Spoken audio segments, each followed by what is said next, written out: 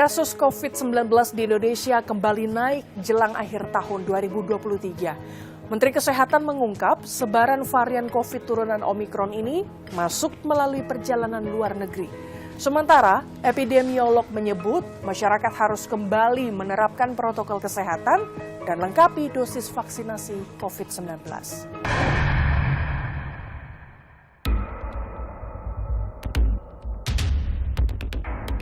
Jelang akhir tahun 2023, kasus COVID-19 di Indonesia kembali naik. Kementerian Kesehatan mencatat hingga 17 Desember ada 1.983 kasus COVID-19 aktif, dengan lonjakan tertinggi di DKI Jakarta mencapai 200 kasus per hari. Menteri Kesehatan Budi Gunadi Sadikin menyebut, sebaran varian COVID turunan Omikron ini masuk melalui perjalanan luar negeri. Menkes mengimbau masyarakat yang berpergian dari luar negeri melakukan tes COVID. Adalah varian ataupun Omikron, subvariannya yang EG1, ada yang EG5. Datangnya dari mana? Terutama dari perjalanan luar negeri. Kita dari perjalanan luar negeri. Penyataannya varian ini dan subvarian ini apa? Ini penularannya cepat, tapi fatality-nya sangat rendah. Meski mengalami peningkatan angka kasus COVID-19, Dinas Perhubungan DKI Jakarta memastikan tidak ada pembatasan selama periode Natal dan Tahun Baru. Namun, pengguna transportasi umum diimbau memakai masker. Jadi pembatasan tidak ada, tetapi kami harapkan lebih menjaga diri sendiri karena di dalam bus cukup lama waktunya dengan menggunakan masker. Epidemiolog Diki Budiman mengatakan masyarakat harus kembali menerapkan protokol kesehatan dan lengkapi dosis vaksinasi COVID-19. Dampak dari COVID ini bukan lagi hanya fase akut, tapi juga fase kronisnya, dan termasuk di situ adalah long COVID. Oleh karena itu, sekali lagi, vaksin masih penting, perilaku hidup bersih sehat penting, termasuk 5M di dalam.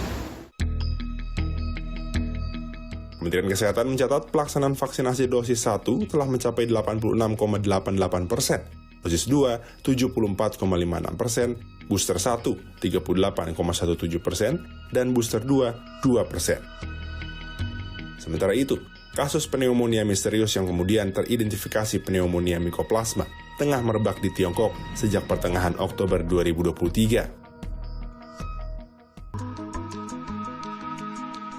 Dikutip dari situs Kementerian Kesehatan, ada 6 kasus pneumonia Mycoplasma di Indonesia yang menyerang anak-anak usia 3-12 tahun. Gejala awal yang paling umum ditemukan di antaranya panas, batuk, sesak ringan, hingga sulit menelan.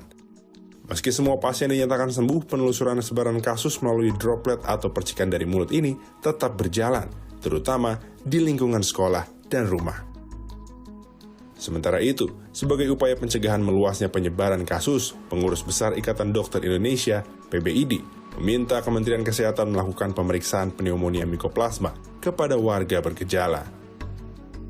Kita harus cari ke arah ini, ada memerlukan regen khusus untuk bisa mengidentifikasi Mycoplasma ini. Jadi, tapi ini bukan merupakan pemeriksaan rutin, tapi ada baiknya mungkin Kementerian Kesehatan melakukan survei untuk memeriksa orang-orang yang pneumonia atau yang batuk pilek, dicari, di swab, apakah ini ada juga Mycoplasma di dalamnya. Kementerian Kesehatan telah menerbitkan surat edaran tentang kewaspadaan pneumonia Mycoplasma di Indonesia dengan memperketat pengawasan pintu masuk bandara dan pelabuhan. Kami minta agar rekan-rekan kantor kesehatan pelabuhan, yaitu di pintu-pintu masuk, itu berkoordinasi dengan perusahaan alat angkut di maskapai penerbangan ataupun perusahaan kapal, ya, agar mengidentifikasi atau meningkatkan kewaspadaan apabila ada ditemukan penumpang dengan gejala-gejala seperti sesak napas dan demam tinggi. Informasi tadi sekaligus menutup perjumpaan kita. Tetap pantau terus informasi pemilu 2024 hanya di Kompas TV Independen Terpercaya. Saya Gracia Adur, pamit undur diri. Sampai jumpa.